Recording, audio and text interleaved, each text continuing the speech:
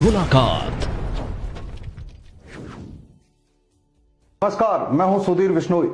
खास मुलाकात में आपका स्वागत है। आज हम एक खास मुलाकात ऐसे शख्सियत से करवाने जा रहे हैं जो एक राष्ट्रीय संगठन के राष्ट्रीय संयोजक भी हैं और राष्ट्रीय अध्यक्ष भी हैं। हमारे साथ माधु सिंह जी उदट। माधु सिंह जी, पहले तो आपका स्वागत है न्यूज टीवी इंडिया में। जी सर। सर, एक छोटा सा आपका परिचय और क्या आपकी शिक्षा दीक्षा रही है, कहां से आप बिलोंग करते हैं, पहले तो हमारे दर्शकों को बता दीजिए। जी नमस्कार, बहुत बहुत आभार आपका। मेरा नाम माधु सिंह उदट है। मेरे पिताजी का नाम विजय सिंह जी। हम एक छोटी सी गरीब फैमिली से बिलोंग करते हैं। गांव जोधपुर जिले के फलोदी तहसील के उदट गांव से, जो दोहरा धरती के नाम से फेमस है, वहां से हम बिलोंग करते हैं और वहीं एक नॉर्मल फैमिली में रहते हैं। मतलब हमारे नौकरी पैसा वाला कोई नहीं फैमिली में। आज से 6 वर्ष पहले हमने उसी गांव से संगठन की शुरुआत की थी, जो आज एक हमारी अच्छी सोच और अच्छे उद्देश्यों के साथ, और हम उस उद्देश्यों पर कायम रहे और आज यहां तक पहुंचे और आज आप तक भी और इतने बड़े चैनल के स्टूडियो में भी आने का मौका मिला है। जी सर। लेकिन सर, आपने जो जिस संगठन के आप अध्यक्ष हैं, मुखिया है, सर्वा है, ओम बना टाइगर फोर्स, ये नाम आपके दिमाग में कैसे आया और ये नाम ही क्यों? क्योंकि आप इस संगठन के माध्यम से एक हिंदुत्व की लहर और राष्ट्रीयता के आधार पर जाने जाते हैं, तो ये नाम आपने क्यों चूज किया? सर, हम जब छोटे थे, हमारे गांव में जो हमारी एक छोटे थे, थोड़े बदमाशी का काम करते थे, उस टाइम में टाइगर के नाम से पहचानते थे लोग। लड़कों में जब अवस्था बहुत छोटी थी, स्कूल में पढ़ाई करते थे, उस टाइम की बात है। और मैं क्रिकेट की टीम का कप्तान था हमारे गांव में। आज भी गांव का ग्रामीण टीम का कप्तान मैं ही हूं और पुराने टाइम से मैं कप्तान था। तो मेरे पीछे जो युवा साथी थे जी, मैं मतलब दोस्तों के लिए और गांव के जो छोटे मुन्ने बच्चे होते हैं, मैं उनके लिए मतलब हमेशा संघर्ष कर लेता था। घर से रात को 2 बजे 3 बजे निकल जाता था, उनके लिए मैं संघर्ष कर लेता था। तो उन बच्चों की वो हमारी फोर्स थी, बच्चों की फोर्स थी जी। और उस फोर्स के माध्यम से टाइगर मेरे को बोलते ही थे और वो बच्चों की फोर्स थी। उसके बाद में मेरे एक सर एक्सीडेंट हुआ, छोटी सी कहानी है मेरी। एक्सीडेंट हुआ तो उसमें मेरे कोमा में चला गया था। कोमा में जाने के बाद मुझे 1.5 महीने से कोमा से होश आया था। उस वक्त ओम बना के दर्शन हुए थे और जो पूज्य ओम बना पाली में मंदिर है, सभी जानते हैं, ऐसे कोई पूरे हिंदुस्तान में परिचित है। तो उनके दर्शन हुए, उनकी वजह से मैं जीवित हुआ हूं। तो मेरे परिवार ने कहा आप इनके नाम की भक्ति कीजिए और मुझे लगा कि राजनीतिक से हजारों कदम दूर रहते हुए हम एक देवता के नाम का संगठन बनाते हैं और इस संगठन से ओम बना का नाम होगा, अपना नाम होगा और अपने अच्छे कार्यों से अपने गांव की, अपने माता पिता की और अपने राष्ट्र की पहचान होगी। तो आप हमेशा राजनीतिक परिप्रेक्ष्य में, जो राजनीतिक सार्वजनिक जीवन में हैं, उनके खिलाफत करते हैं, उनके खिलाफ बोलते हैं, तो कभी अपने आप में खतरा महसूस करते हैं इस बात को? नहीं सर, खतरा उन लोगों को होता है जो बीजेपी या कांग्रेस दोनों में से एक पार्टी से जुड़े हुए होते हैं। उनको खतरा ऐसे होता है कि अगर बीजेपी के खिलाफ बोल दिया तो पार्टी से बाहर कर देंगे, अगर कांग्रेस के खिलाफ बोल दिया तो पार्टी से बाहर कर देंगे। हम राजनीतिक से हजारों कदम दूर, हमें कुछ नहीं लेना पार्टियों से। खतरा कैसे हो, हमें खतरा महसूस भी नहीं होता है क्योंकि हमें कुछ लेना भी नहीं है पार्टियों से, कोई लेना देना नहीं है। हम राजनीतिक पार्टी से हजारों कदम दूर रह के एक गैर राजनीतिक संगठन के सदस्य या सिपाही हैं और हमारे साथ लाखों युवा खड़े हैं और हम उन युवाओं के साथ भी राजनीतिक तो हमने कसम खा रखी है, जो जितनी कसम होती है, जितनी गहराई तक होती है, अपनी माता की हो, गौ माता की हो और मां भगवती की हो, जो भी मानते हैं अपन, वो कसम खा रखी है कि अपन को राजनीतिक में नहीं जाना है। और रीजन, अगर हाँ अब ये भी मानते हैं कि अपन बोलने में परिपक्व हैं, लोगों तक पहुंच भी सकते हैं, राजनीति कर सकते हैं, नहीं। अगर एमएलए, एमपी या मुख्यमंत्री जितनी इज्जत पूरे हिंदुस्तान में कहीं पर भी जाते हैं तो हमारे सैनिक खड़े रहते हैं मजबूती से।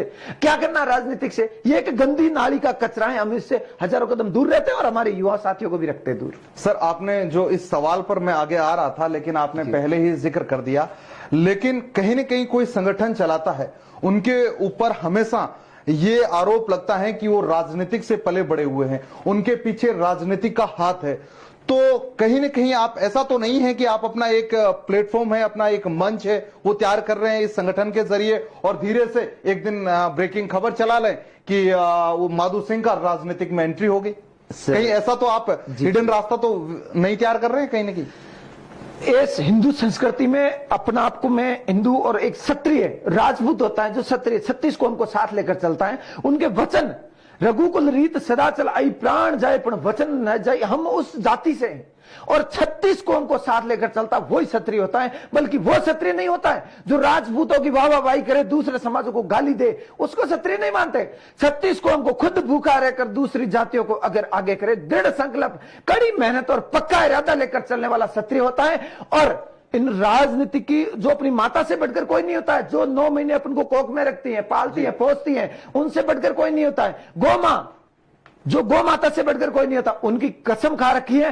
और मेरे जितने भी कार्यकर्ता हैं सब मेरे घर का एड्रेस जानते हैं, सब मेरे को पर्सनली जानते हैं। इतनी गारंटी के साथ और खुले मंचों पर कह रहा हूं, हमेशा ये कहता हूं, अगर राजनीतिक में सबसे कमजोर वार्ड पंच का चुनाव होता है जो शुरुआती राजनीतिक होती है, अगर वार्ड पंच का चुनाव भी मैं लड़ूं तो मुझे काला मुंह करके आप कहीं भी पूरे हिंदुस्तान में घुमा सकते हो और जिंदगी में 1-2 व्यक्तियों के सामने मैं बैठने के लायक नहीं रहूंगा। मुझे राजनीतिक में जाने से जो फायदा या जो इज्जत मिलती है, वो इज्जत मुझे आज मुख्यमंत्री के बराबर सम्मान मेरे युवा साथी दे रहे हैं, मेरे उद्देश्यों को और मेरे संगठन का गौरव है। और हिंदुस्तान से बाहर भी 8 देशों में भी हमारी इज्जत होती है। और मुझे सौभाग्य है कि मैं अगर फलोदी का या कोलायत का एमएलए बन जाता तो मैं 8 देशों की यात्रा नहीं कर पाता, लेकिन अब मैं गर्व से कह सकता हूं 8 भी नहीं, लगभग 60 देशों की यात्रा कर सकते हैं। इतनी तेजी से हमारे संगठन का विस्तार हो सकता है। मैं अपने आप को सदस्यों की कड़ी मेहनत से अपने आप को बड़ा ही गौरवशाली और भाग्यशाली समझता हूं। लेकिन सर, आप इतने जोश से बोल रहे हैं, आपके जब बातों को मैं जितने जोश से सुन रहा हूं, तो कहीं ना कहीं आपके संगठन के मुख्य उद्देश्य क्या है? आप मुझे वो बता सकते हैं कि आपके संगठन बनने के बाद क्या कुछ आपने काम किया है, किस क्षेत्र में काम किया है, किस दिशा में काम किया है, उनका कुछ खाका है आपके पास? बिल्कुल। 6वें वर्ष में संगठन प्रवेश किया है, 6 वर्ष हो गए संगठन को। और ओम मन्ना टाइगर फोर्स एक राजस्थान के सबसे पिछड़े हुए गांव से, मानो जोधपुर जिले के सबसे लास्ट गांव से इसकी शुरुआत हुई थी। तो हमने कभी ये नहीं किया कि मीडिया में आके या बाहर जाके, हम आज तक वहां तक पहुंच नहीं पाए, लेकिन संगठन के छोटा से छोटा कार्य किया। नहीं तो हम बॉडीगार्ड रखते, नहीं हम इतनी पब्लिसिटी करते, हम काम वो करते हैं, काम ऐसा करते हैं, ऐसी शुरुआत करते हैं, कम भले ही हो। हमारी शुरुआती दौर में कहीं पर मीटिंगें होती थी, वहां पर 5 या 10 व्यक्ति बैठते थे, 10 युवा आते थे, लेकिन वो क्रीम वो चलाकर आते थे। 6 वर्ष हो गए, अगर चाहते तो संगठन को हर गांव तक पहुंचा सकते थे, लेकिन जो व्यक्ति एक जगह हम छोटा सा अच्छा काम करते हैं और वहां से वो फटाका फूटता है जी, वहां से वो फटाका ऐसे फूटता है कि बहुत दूर तक जाता है, और जितनी दूर तक उस फटाके की आवाज जाती है वहां तक हमारे इसमें संगठन में सहयोग जुड़ जाते हैं। रक्तदान शिविर कम से कम 4000 यूनिट रक्तदान ओम मन्ना टाइगर फोर्स करा चुकी है। और मैं मेरे मुंह से खुद की बड़ाई नहीं करना चाहता हूं, मैंने 24 वर्ष की उम्र है मेरी, 15 बार रक्तदान कर चुका हूं हमारे क्षेत्र में एक छोटी अवस्था में, और हर 3 महीने से रक्तदान करने का रिकॉर्ड मेरे पास सर्टिफिकेट सहित, और संगठन के लिए गौरव की बात है। और जितने भी ग्रामीण क्षेत्र हैं, ग्रामीण क्षेत्रों से रक्तदान में बात बताना चाहता हूं, जितने भी ग्रामीण क्षेत्र हैं वहां से लोग हॉस्पिटल आते हैं, और आपको पता है गांव के लोग पिछड़े हुए लोग होते हैं, उनको इतना मालूम नहीं रहता, यहाँ की ABCD भी जानते नहीं है, बिल्कुल, तो उनको बड़ी तकलीफ होती है, खून की जरूरत होती है, 5000 रुपए 3000 रुपए कहां से लाए। और हम जिस भी गांव में जो भी हमारा सदस्य जुड़ा, सबसे पहले उसको कहते हैं आपका गांव, आपका परिवार, सभी को बोल दो कि कोई पूछे ना टाइगर फोर्स क्या है, आपको कहीं पर भी खून की जरूरत पड़े, जोधपुर बीकानेर टाइगर फोर्स को फोन कर देना। और हम ओम मनासा की जयंतियों पर, हमारे खुद के जन्मदिन पर भी मैं रक्तदान शिविर करवाता हूं, और कई अवार्ड रक्तदान शिविर में मैं पा चुका हूं। तो उसके माध्यम से हम रक्तदान क्षेत्र में अच्छा कार्य, दहेज प्रथा के खिलाफ है हम। आपको बताना चाहता हूं, बड़ी शर्म की बात, हमारे ही समाज की, मैं जिस समाज से बिलोंग करता हूं, राजपूत समाज की, अब ये प्रथा चल रही है दहेज प्रथा, आप भी देखी होगी दहेज प्रथा। दहेज प्रथा में जो शादी होती है पूरी बातचीत पहले हो जाती है, इतने बराती लाने हैं, इतने दायजा देना है, इतना वो करना है। लेकिन अभी एक ऐसी पब्लिसिटी का माहौल चल रहा है पिछले 2 सालों में सोशल मीडिया में, इस पत्रकारिता के मीडिया में, अखबारों में छाना समेला होता है, और वहां पर 11 लाख लेके आते हैं ससुर जी, और वहां पर वो हाथ जोड़ते हैं, वो पैसे वापस घर में चले जाते हैं। सुबह बड़ी बड़ी हेडलाइनें आती हैं, हमारे फलान सिंह ने वो दहेज वापस कर दिया, ठुकरा दिया। लेकिन वो दहेज, उसके हम खिलाफ है। हम ठुकराना भी उसको ना, दहेज वापस नहीं मानते। उसी दहेज को समाज के वरिष्ठ व्यक्तियों के बीच में रखकर किसी समाज की गरीब बेटी की अगर शादी हो जाए, उसको मानते हैं।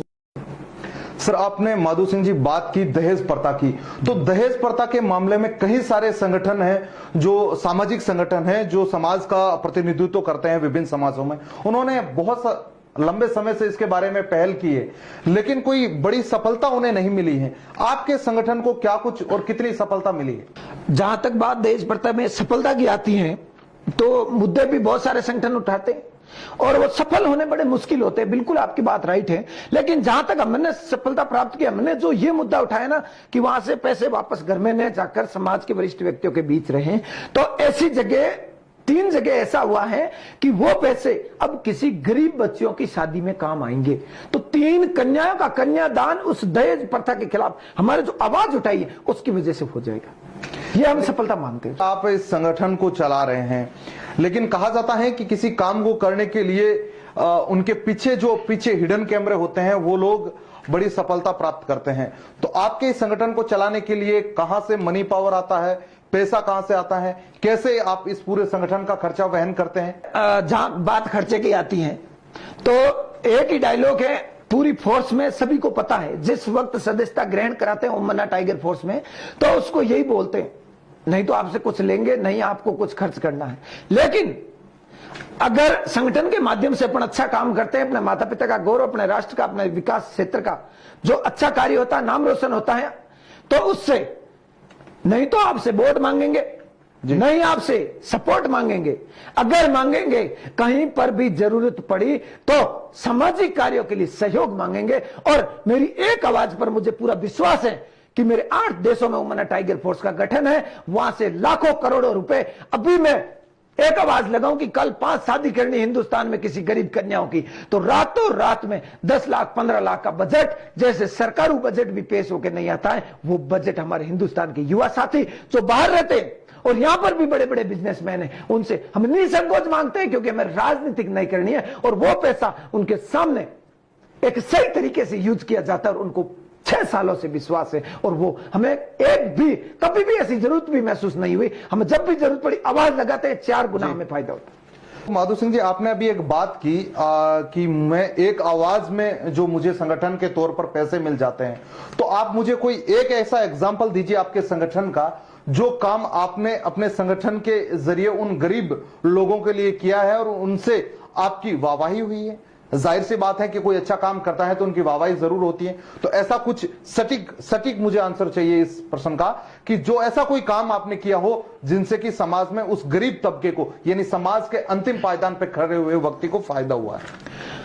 बात यहां तक आती है कि वो गरीब तबके को फायदा हुआ है। बात जोधपुर की है। जोधपुर के रेलवे स्टेशन के सामने एक भिखारी मुकेश नाम का अभी भी वो ही है, आप वहां जाके पूरा परिचय भी कर सकते हैं उनसे। उनका हाथ जल गया था करंट से और दैनिक नवज्योति अखबार के अंदर न्यूज की एक कटिंग आई, मुकेश के मुंह से वो शब्द निकले, ऐसा कोई है जो मेरा हाथ कटवा के मेरा इलाज कर दे, भगवान उसका भला करेगा। क्योंकि उसकी पूरा गल चुका था शरीर। और वीआईपी जो अपना इमरजेंसी होता है उसमें ले जाते हैं, तो उनके तो कोई पीछे नहीं है, बेसारे लोग हैं वो, तो उनको वहां ले जाके किसी ने समाज सेवियों ने भर्ती कराया होगा, तो उनकी बदबू इतनी आई कि उन्होंने बाहर निकाल दिया वापस। उनका हाथ यहां तक गल गया। उसका पूरा बायोडाटा मेरे पास है, पूरी फाइल बनी हुई है और वो भी वहीं उपस्थित है। और मेरी कहानी सुनोगे तो आप हकीकत में वहां जाओगे भी, उनसे इंटरव्यू भी लोगे। तो उस मुकेश को और वो देखते ही हम सीधे गांव से यहां तक पहुंचे, फलो जोधपुर, और उसको भर्ती कराया। 13 दिन तक हम सगे भाई के पास, अपने पिता के पास, दादाजी के पास जैसे सेवा करते हैं ऐसे खड़े रहे, पूरे पैसे लगाए। पैसे ज्यादा नहीं लगे, लेकिन बाहर से सभी को इतना विश्वास हो गया और वो एक इतना छाया हुआ मुद्दा बन गया था कि वास्तव में आज किसी गरीब की आवाज सुनने के लिए कोई संगठन आ गए। आज आप मुकेश को जाकर थोड़ा पूछ लो, भाई आप यहाँ फुटपाथ पर रहते हो, आपके हाथ का इलाज किसने करे, क्या है, वो एक ही शब्द बोलते हैं, मेरे लिए सरकारें, मंत्री सब फेल है, सिर्फ ओम मन्ना टाइगर फोर्स, ओम मन्ना टाइगर फोर्स। आपने बात की कि हमारा संगठन भारत ही नहीं अभी तो विदेशों में भी है, तो किन किन देशों में है जो आप 8 देशों की बात कर रहे हैं और वो संगठन कैसे आपने विस्तार किया, उसके बारे में कुछ जानकारी? यहां से जो विदेशों जाते हैं, पहले तो मैं उन देशों का नाम बता देता हूं। दुबई, कुवैत, कतर, सऊदी अरब, न्यूजीलैंड, जापान, इंग्लैंड और मलेशिया। एक एक अध्यक्ष बने हुए जिम्मेदार व्यक्ति। यहां से जो व्यक्ति जाता है 2-3 साल से वापस आता है। और आपको बताएं, अपन भी यहां से घर 2 महीने नहीं जाते तो अपना मतलब घर जाने का मन होता है, तो 3 सालों से वापस आते। 3 सालों में विदेशी कंट्री में अकेलापन महसूस करना व्यक्ति के लिए उनका सबसे बड़ा जरिया आजकल सोशल मीडिया। और मैं मेरे मुंह से नहीं कहना चाहता हूं, दुनिया भी कहती है, लेकिन सोशल मीडिया पर ओमना टाइगर फोर्स का हर अच्छा कार्य इतना शेयर होता है कि वो लोग वहां बैठे इतना गर्व महसूस करते हैं। और उन्होंने एक दफा पहले सोची कि हम भी यहां ऐसी कमेटी बनाएं, और जब 500 युवा वहां पर इस संगठन के माध्यम से जुड़े, संगठन के माध्यम से 500 लोग जुड़े, वो 2 महीनों में एक आयोजन रखते हैं, स्नेह मिलन रखते हैं। ओम मना की जयंती हो, महाराणा प्रताप की जयंती हो, शहीद भगत सिंह की जयंती हो, या कोई भी शहीद दिवस हो, वहां पर वो इकट्ठे होकर मनाते हैं। वहां से उनकी यहाँ न्यूजें लगती हैं, तो उनको गर्व महसूस हुआ कि अपन देश से बाहर आए, अच्छे पैसे कमा रहे, और भी इज्जत बढ़ रही है। और बाहर रहते हुए इतनी इज्जत कमाते, तो उनके एक तो मेल मिलाप, उनका वहां मन लगना, और उनका संगठित 500 लोग हो जाते। एक व्यक्ति का बीजा खारिज हो जाता है या एक व्यक्ति के साथ धोखाधड़ी हो जाती है, तो 500 व्यक्ति एक साथ वहां उठाते हैं। तो बहुत बहुत धन्यवाद माधु सिंह जी, आपको अपना कीमती समय निकालकर हमारे साथ उपस्थित हुए।